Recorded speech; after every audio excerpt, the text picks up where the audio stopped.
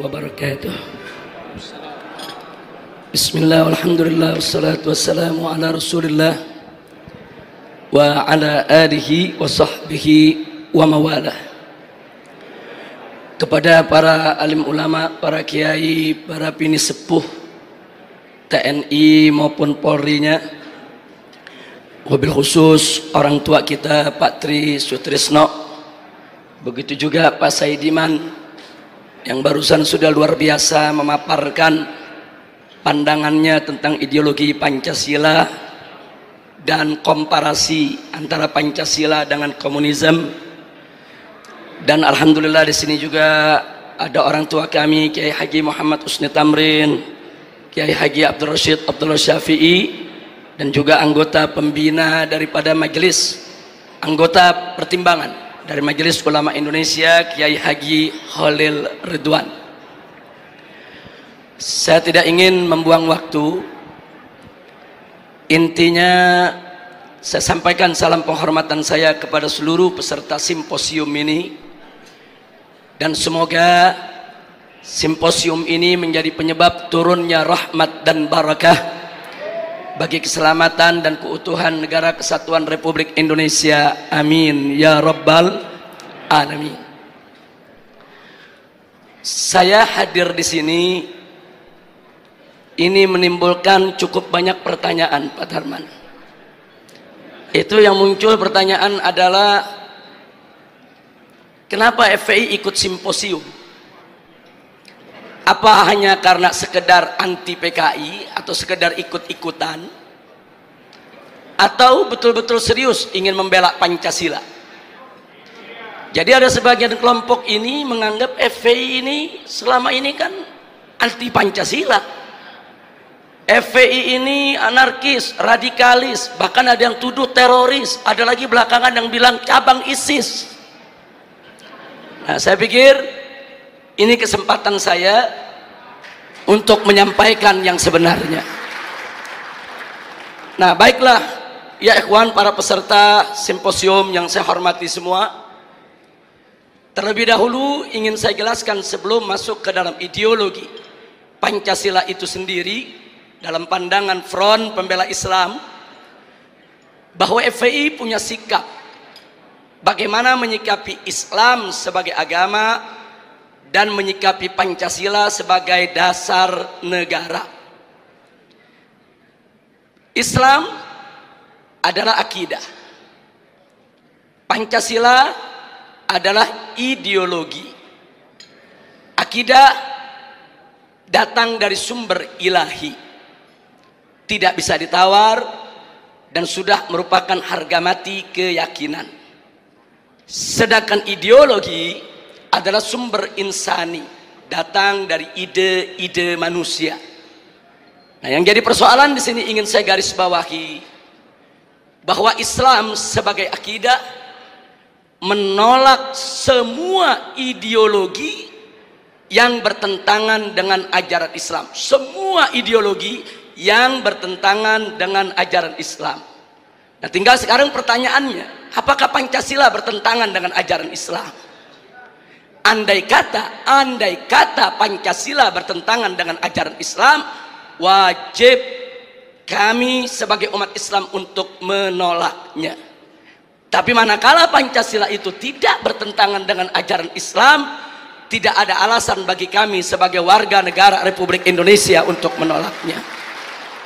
Nah, untuk itu di sini langsung saja untuk menyingkat waktu, perlu kita sama ketahui bahwa ideologi di dunia ini, apapun warnanya, apapun jenisnya, apapun bentuknya, tidak keluar dari tiga kelompok. Ideologi yang pertama adalah ideologi yang mengakui Tuhan yang Maha Esa itu ada dan berkuasa mengatur urusan dunia dan akhirat. Sedangkan yang kedua adalah ideologi yang mengakui Tuhan yang Maha Esa itu ada, tapi dia tidak mengakui kekuasaan Tuhan yang Maha Esa itu untuk mengatur dunia. Bagi yang bersangkutan, Tuhan yang Maha Esa itu hanya untuk mengatur urusan akhirat saja, sedangkan dunia biar manusia yang mengaturnya. Sedangkan yang ketiga adalah ideologi yang tidak mengakui adanya Tuhan yang Maha Esa, apalagi mengakui kekuasaannya di dunia dan akhirat. Nah, tinggal pertanyaannya, Pancasila masuk kelompok ideologi yang mana? Untuk yang nomor 3 sudah jelas, di sanalah bercokol, yaitu kelompok ateisme, kelompok komunisme, leninisme, marxisme, yang memang mereka tidak mengakui kekuasaan Tuhan yang Maha Esa. Sedangkan kelompok yang kedua ini terkenal sekali, ini merupakan kelompok-kelompok sekuler sejati yang tidak ingin sama sekali menjadikan agama yaitu sebagai dasar pijakan di dalam mengambil kebijakan-kebijakan negara. Sedangkan yang nomor 1 ini bukan hanya sekedar mengakui Tuhan yang Maha Esa itu ada, tapi juga mengakui bahwa Tuhan yang Maha Esa itu berkuasa mengatur urusan dunia akhirat, sehingga segala kebijakan negara tidak boleh bertentangan dengan aturan-aturan yang datang dari Tuhan yang Maha Esa. Dan alhamdulillah, kalau kita memperhatikan pembukaan Undang-Undang Dasar 1945, di sana ditegaskan dengan tanpa keraguan. Begitu juga ditegaskan kembali dalam batang tubuh Undang-Undang Dasar 1945 pasal 29 ayat 1, bahwa negara Republik Indonesia berdasarkan ketuhanan yang Maha Esa. Dan pada pasal 29 ayat 2 ada jaminan dari negara bahwa tiap warga negara bebas untuk melaksanakan ibadahnya sesuai dengan keyakinannya masing-masing. Dengan demikian, bahwa sesuai dengan pembukaan Undang-Undang Dasar 1945 dan batang tubuhnya, bahwa Pancasila menganut ideologi yang pertama sehingga tidak bertentangan dengan Islam, bahkan harus diasuh dalam rawatan Islam. Jadi maksud saya diasuh dalam rawatan Islam, umat Islam sebagai mayoritas penduduk Republik Indonesia harus ikut secara proaktif, ikut serta di dalam menjaga Pancasila, merawat Pancasila, memelihara Pancasila. Jangan sampai Pancasila ditafsirkan dengan aneka ragam penafsiran yang diselewengkan. Nah, mudah-mudahan umat Islam seluruh Indonesia bisa memahami ini dan bisa ikut serta dilibatkan untuk menjaga daripada peninggalan para founding father selaku pendiri bangsa Indonesia. Amin ya rabbal alamin. Nah, baik, dari sinilah ingin saya katakan, saya tidak sepakat. Sekali lagi terlebih dahulu saya sampaikan, saya tidak sepakat kalau ada yang mengatakan Pancasila itu pilar negara. Karena dalam Undang-Undang Dasar kita, Pancasila itu adalah dasar negara. Andai kata, maaf, andai kata ada kelompok-kelompok yang tetap ngotot, maaf, ini bukan sembarangan pihak. Karena kemarin yang mengkampanyekan 4 pilar negara itu DPR MPR, nah, ke seluruh Indonesia.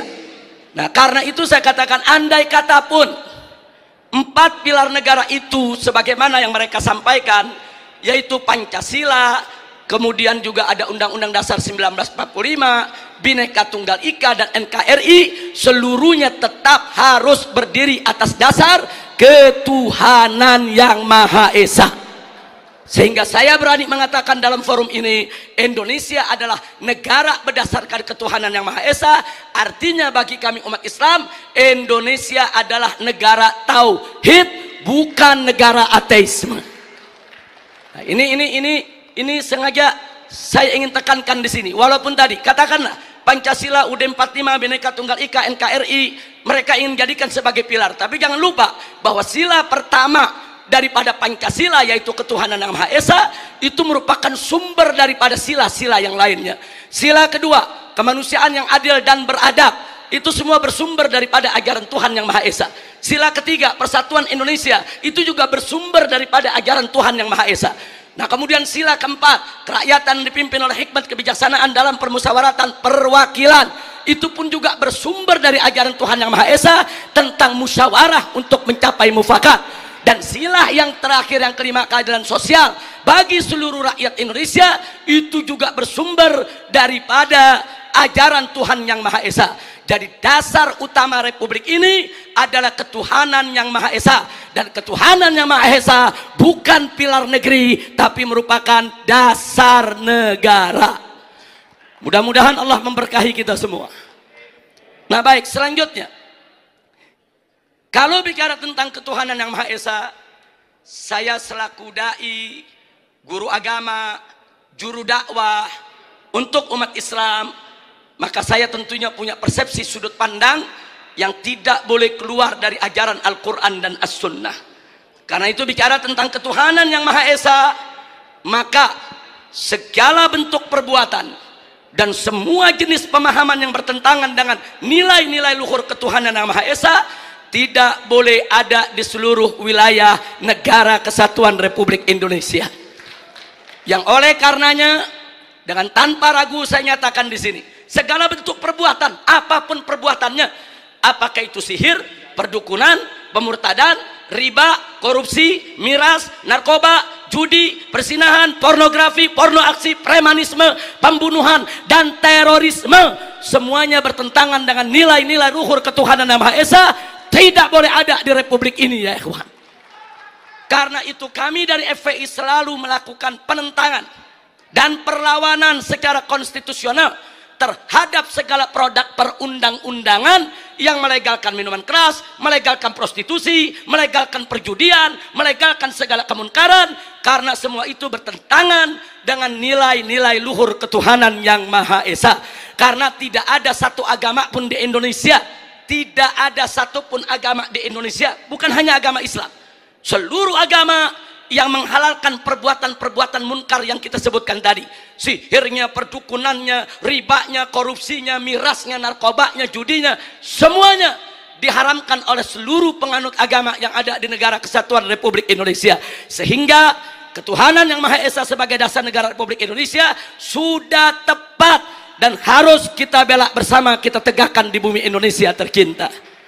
Nah kemudian semua jenis pemahaman seperti spilis, sekularisme, pluralisme, dan liberalisme sudah difatwakan oleh Majelis Ulama Indonesia sejak tahun 2005-2006 yang lalu, bahwa sekularisme, pluralisme, liberalisme bukan dari ajaran Islam, bahkan merupakan paham yang sesat dan menyesatkan.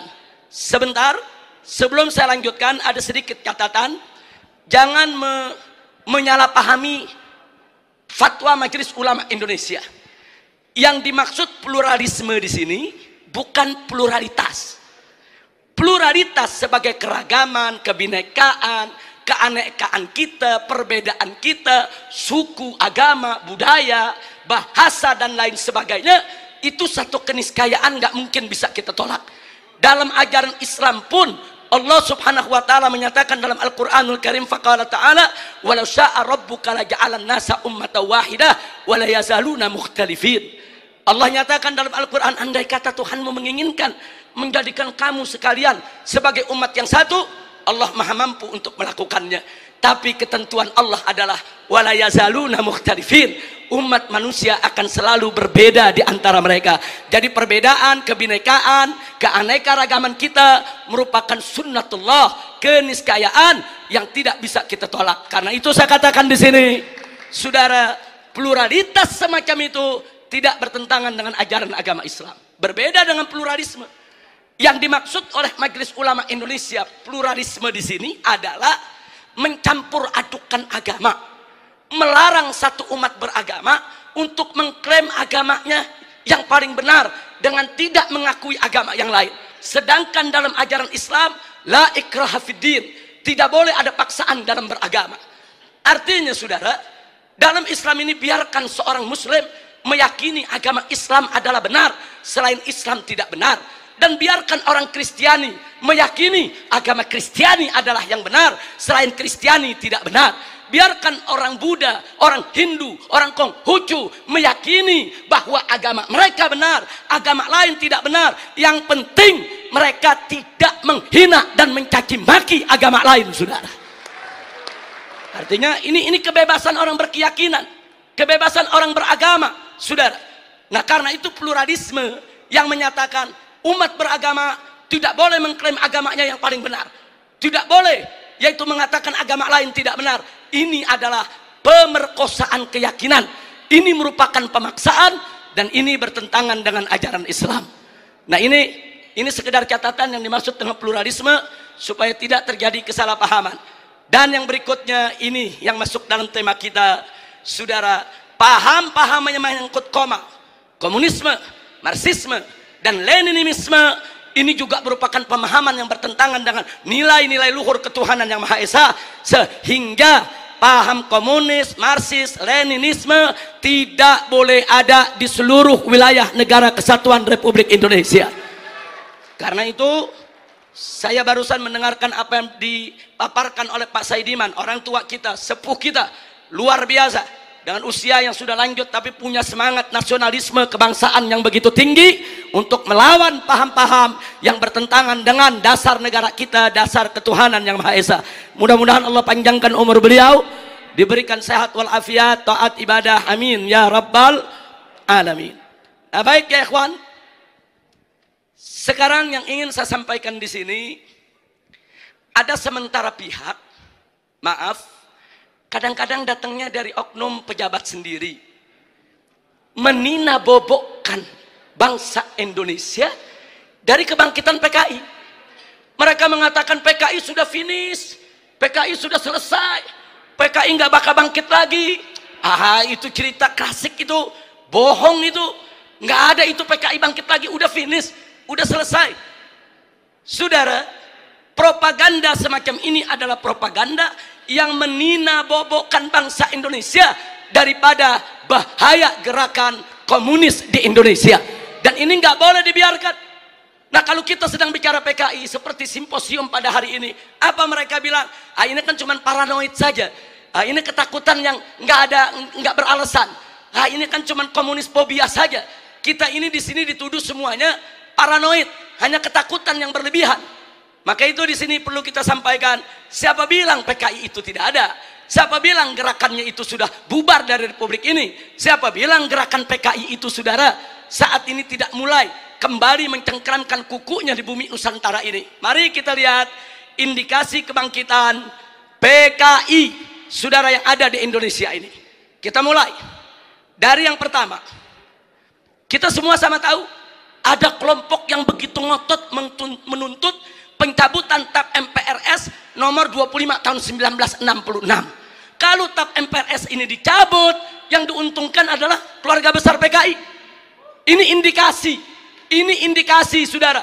Enggak mungkin yang bukan PKI menuntut pencabutan daripada TAP MPRS tersebut. Karena kalau TAP MPRS nomor 25 tahun 66 dicabut, yang untung bukan umat Islam, yang untung bukan tentara, yang untung bukan polisi, bukan, yang untung bukan negara, yang untung adalah kader-kader PKI. Nah, sekarang yang kedua, saudara, sebelum tahun 1998, sejarah pengkhianatan PKI di Madiun 1948 maupun G30S PKI 1965 itu tercantum, diceritakan dalam sejarah Indonesia, masuk dalam kurikulum. Jadi dari tahun 1965 sampai 1998, sejarah pengkhianatan PKI merupakan bagian daripada kurikulum pendidikan untuk pelajaran sejarah Indonesia. Tapi begitu masuk reformasi 98, saudara, pelajaran tentang pengkhianatan PKI baik di Madiun 1948 maupun G30S PKI 1965 dihapuskan dari kurikulum pendidikan. Saya bertanya-tanya, siapa ini manusia yang punya kekuatan bisa menghapus materi pengkhianatan PKI dari kurikulum? Ini bukan seorang biasa, saudara. Dia punya kekuatan politik, dia punya kekuatan ekonomi, dia punya kekuatan sosial. Kalau hanya rakyat jelata biasa, nggak mungkin dia bisa menghapus daripada pelajaran pengkhianatan PKI dari kurikulum pendidikan Indonesia, saudara. Dan dampaknya serius. Sejak tahun 98 sampai hari ini, saudara, apa yang terjadi? Yuk mari kita lihat, saudara. Anak-anak SD, SMP, SMA yang di tahun 98, saudara, baru mulai mencicipi sekolah, mereka nggak dapat lagi pelajaran tentang pengkhianatan PKI. Jadi dari tahun 98 sampai hari ini, generasi muda kita yang umurnya sekitar 25 sampai 27 tahun, mereka nggak tahu apa dan bagaimana PKI, saudara. Saudara, ini kurikulum ini penting. Kurikulum ini membentuk daripada ideologi bangsa. Kurikulum ini membentuk pemikiran filsafat bangsa. Kalau sudah dihapuskan dari kurikulum, jangan kaget kalau anak-anak muda kita saat ini umur 20-an, saudara, 25 atau 27 ke bawah, tidak ada yang tahu PKI. Bahkan mereka merasa bangga pakai kaos dengan gambar Palu Arit karena ketidaktahuan mereka, saudara. Nah, lagi-lagi saudara, tadi saya katakan saudara, siapa ini pihak yang punya inisiatif untuk menghapus pelajaran tersebut, saudara? Kalau tadi orang tua kita Bapak Tri Sutrisno memperkenalkan kita begitu banyak buku luar biasa. Buku-buku yang dikenalkan oleh Pak Tri tadi semuanya buku bagus, Pak. Cuman yang jadi persoalan, buku-buku tersebut menjadi tidak efektif manakala tidak diajarkan di sekolah-sekolah. Buku tersebut menjadi tidak efektif manakala tidak dijadikan sebagai bagian kurikulum pendidikan Indonesia. Maka itu saya usulkan kepada simposium ini untuk kita bersama-sama mendorong sejarah pengkhianatan PKI 48 dan 65 harus dikembalikan dalam kurikulum pendidikan nasional Indonesia dalam materi sejarah Indonesia, saudara. Baik, sekarang kita lihat lagi, saudara. Yang ketiga, sebelum tahun 98, saudara, televisi nasional khususnya TVRI setiap tanggal 30 September selalu memutar ulang film tentang pengkhianatan G30S PKI. Hingga dari Sabang sampai Merauke, dari gunung sampai ke lembah, orang di kampung-kampung nonton film tersebut, saudara. Mereka tahu betapa biadabnya PKI, betapa zalimnya PKI, betapa pengkhianatan yang dilakukan oleh PKI. Tapi sayang sejuta sayang, setelah reformasi tahun 98 tidak ada satupun stasiun televisi sampai hari ini yang berani menayangkan kembali daripada film pengkhianatan G30S PKI, saudara. Ada apa? Siapa itu orang yang bisa nakut-nakuti televisi? Siapa itu orang yang bisa neken media televisi? Siapa itu orang yang menguasai media di kita punya negeri sampai media takut, nggak berani untuk menayangkan film itu kembali, saudara? Akibatnya dari tahun 98 sampai hari ini anak-anak muda kita, saudara, nggak lagi tahu bagaimana kebiadaban PKI. Padahal kalau itu, saudara, ditayangkan di televisi, luar biasa, saudara, dari Sabang sampai Merauke se-Indonesia, saudara. Nah, ini fakta, ini merupakan indikasi kebangkitan PKI yang tidak terbantahkan. Omong kosong kalau ada mengatakan PKI tidak akan bangkit. Omong kosong kalau ada mengatakan PKI akan bangkit atau PKI ini sudah final tidak akan bangkit lagi. Omong kosong, saudara. PKI sedang bergerak, PKI akan bangkit kembali, PKI akan melibas kita semua kalau kita tidak merapatkan barisan dari sekarang, saudara. Mudah-mudahan Allah menyatukan kita semua. Baik, yang keempat, langsung saja, saudara. Kita tahu dulu sebelum 98 ada Litsus, penelitian khusus bagi pejabat publik di Indonesia, saudara. Seseorang ingin jadi gubernur, ingin jadi kepala daerah, apalagi mau jadi menteri, saudara, ada penelitian khusus. Siapa dia? Bagaimana ideologinya? Apa keterkaitannya dengan PKI, saudara?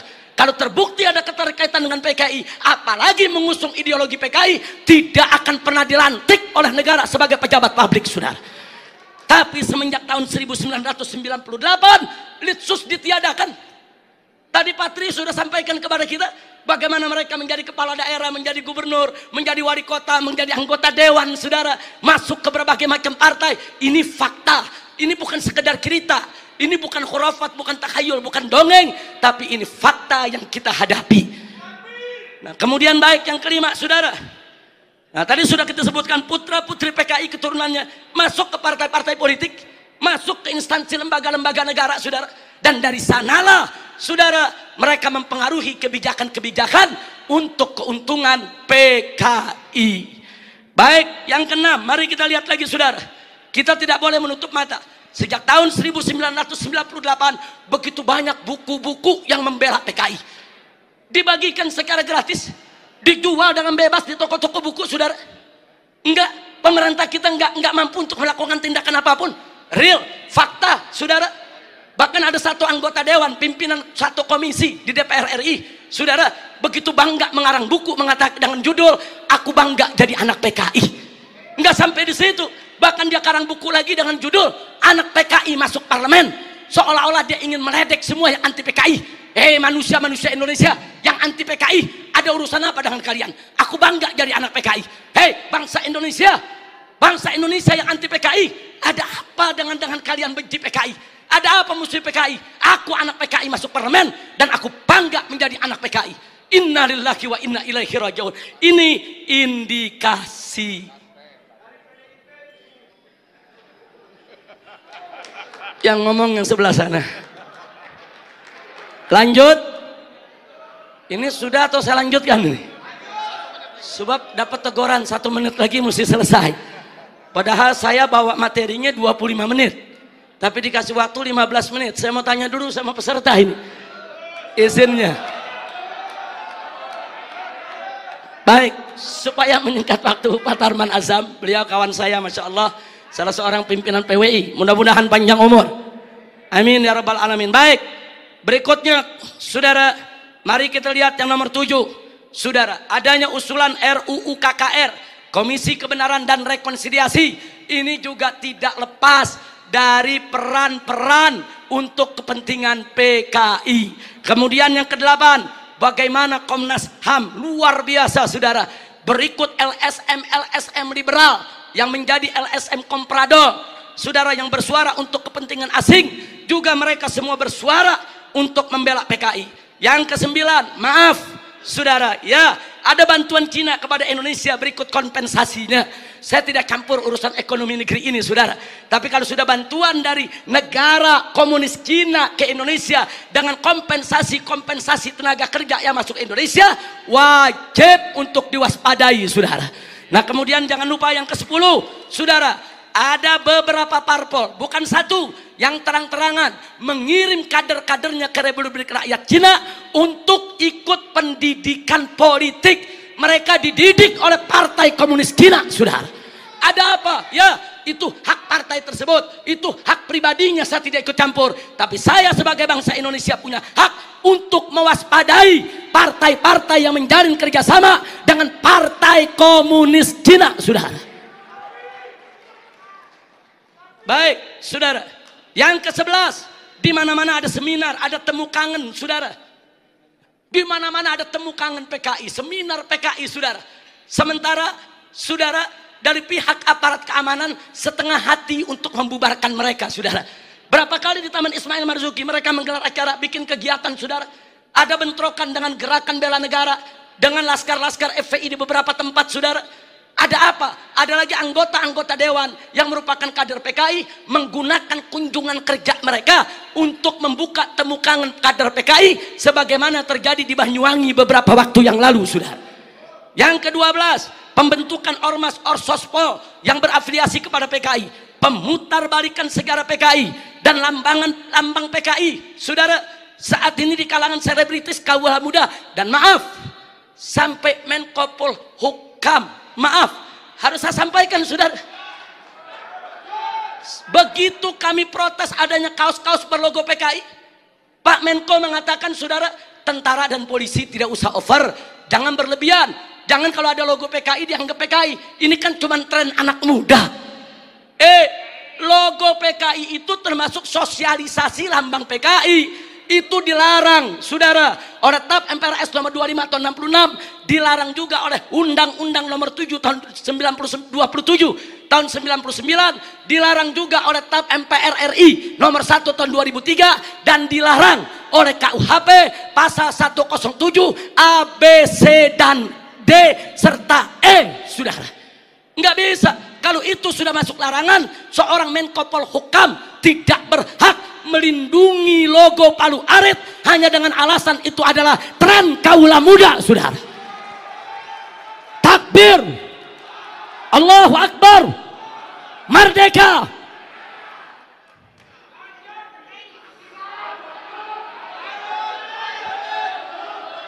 Baik, yang ke-15, saudara.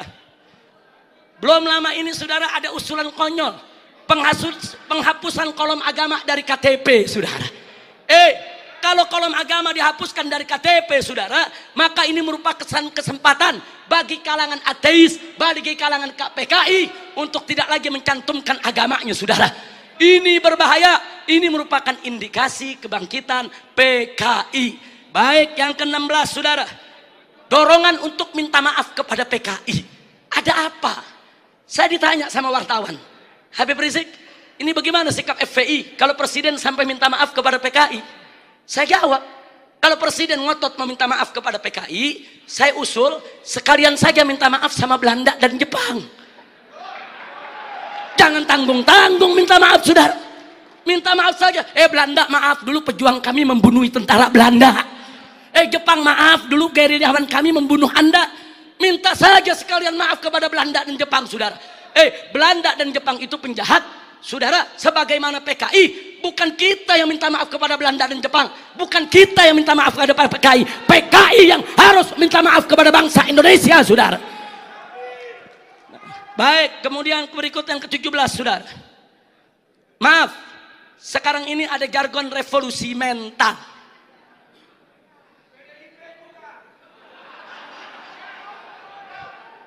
Kalau yang dimaksud revolusi mental adalah revolusi akhlak, revolusi moral, revolusi budi pekerti, dari tidak baik menjadi baik, tentu kami dari FPI akan sangat-sangat mendukung.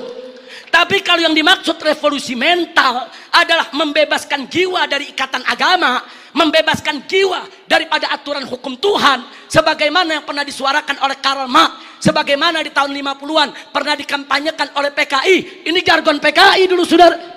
Nah, kalau itu yang dimaksud, kami menolak istilah revolusi mental kalau hanya memberikan kesempatan kepada PKI untuk bangkit, ya kawan. 19, saudara, saat ini di beberapa karnaval, bagaimana tokoh-tokoh PKI, saudara, seperti Aidit, seperti Nyoto, saudara, itu dibawa-bawa, diusung-usung. Bahkan dalam karnaval peringatan HUT RI di Madura, saudara, di Sumatera Barat, kemudian di Jawa Timur. Ada apa kalau ini bukan indikasi kebangkitan mereka? Dan yang ke-19, saudara, maaf, beberapa waktu yang lalu juga ada simposium di Arya Duta, saudara. Ya, tujuan pemerintah baik, dimonopoli oleh pemerintah, bagus tujuannya, saudara. Tapi sayang sejuta sayang, saudara, ternyata simposium tersebut, saudara, hanya menguntungkan kader-kader PKI ketimbang kader-kader bangsa Indonesia sendiri, saudara. Nah, karena itu, saudara, yang terakhir, yang ke-20, saudara. Yang terakhir, saya sedih, kecewa bercampur marah begitu saya saksikan di ELC, saudara, Indonesia Lawyer Club, di salah satu sebuah stasiun televisi, saudara, ada tokoh yang mengatakan kalau PKI itu hanya korban. Kalau PKI itu korban, penjahatnya siapa?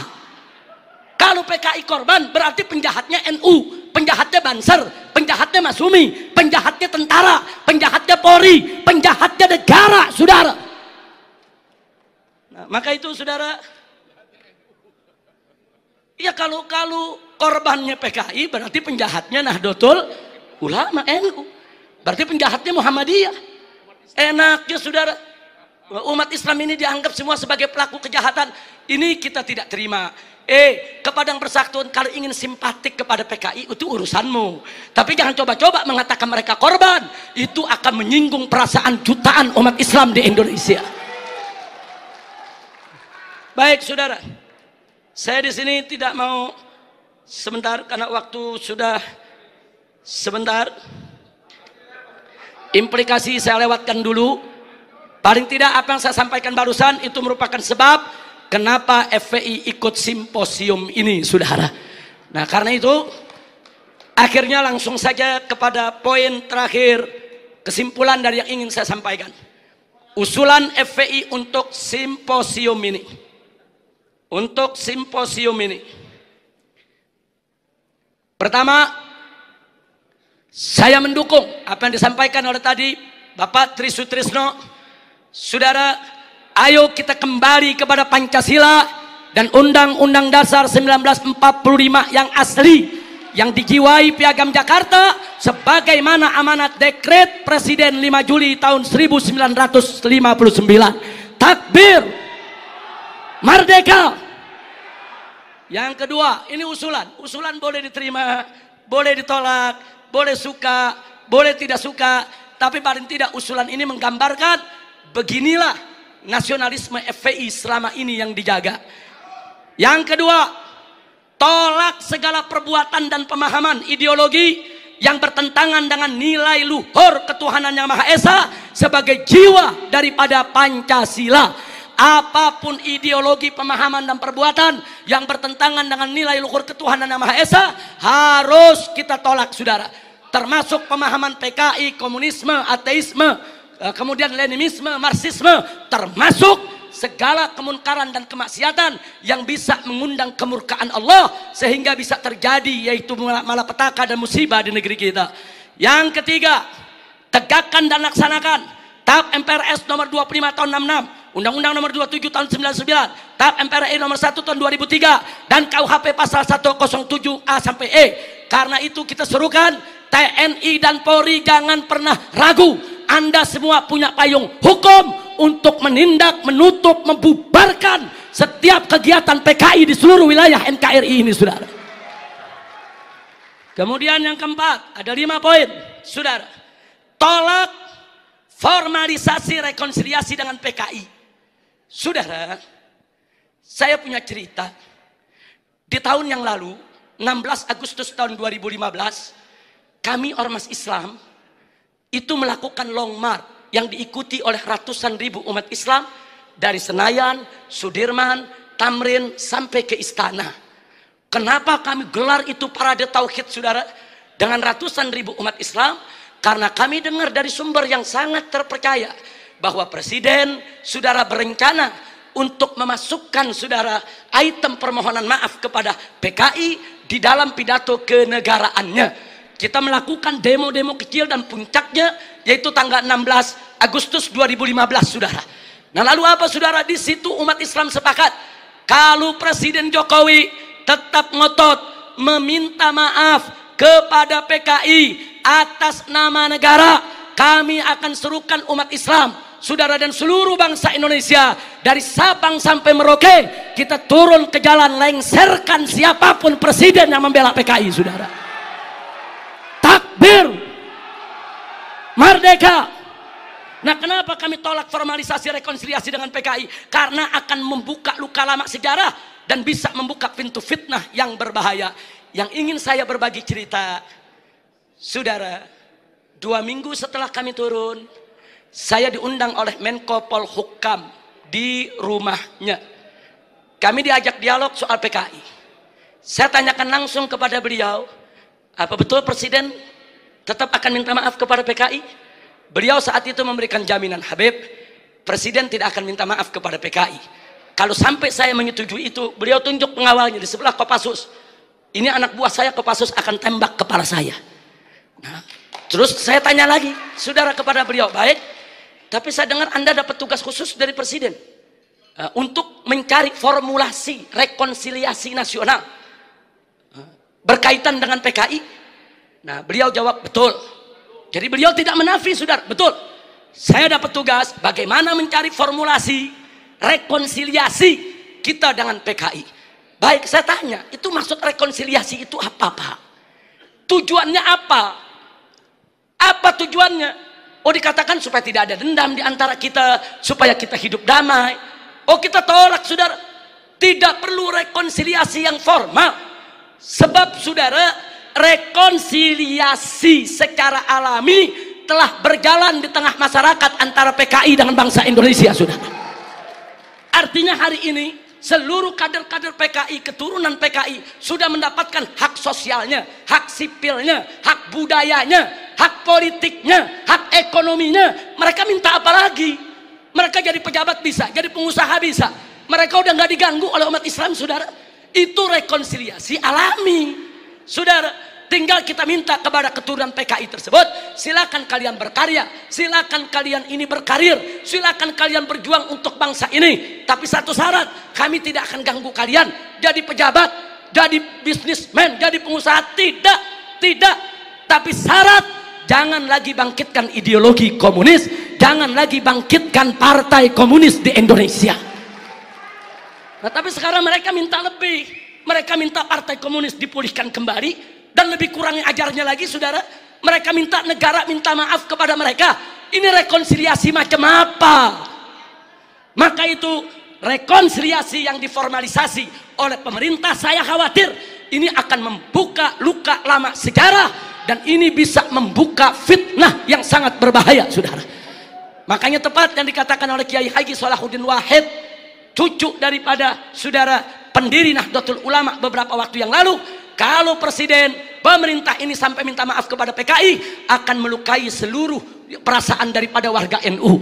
Dan saudara, lebih telak lagi yang disampaikan oleh anggota Dewan Pertimbangan Presiden, yaitu Kiai Haji Hasyim Muzadi. Beliau sampaikan langsung kepada Bapak Presiden, kalau Bapak minta maaf kepada PKI, bukan hanya NU yang terlukai, seluruh umat Islam bangsa ini akan terlukai.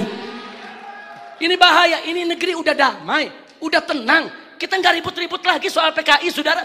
Kenapa mau dikorek-korek lagi luka lama, saudara?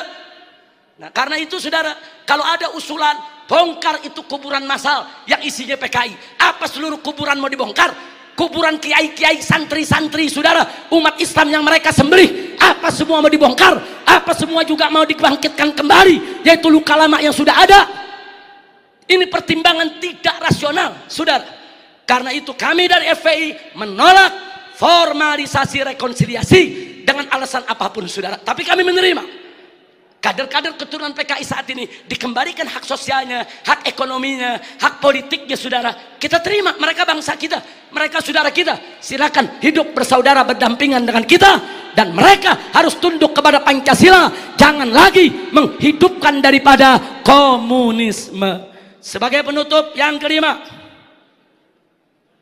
saudara, saya ajak semua yang ada di sini untuk menyerukan jihad konstitusional secara nasional melawan semua gerakan komunis dan neolib untuk selamatkan keutuhan negara kesatuan Republik Indonesia, saudara. Takbir, Allahu Akbar, merdeka. Itu saja yang bisa saya sampaikan. Hadiahnya Allah wa iyyakum ila siratal mustaqim. Wassalamualaikum warahmatullahi wabarakatuh.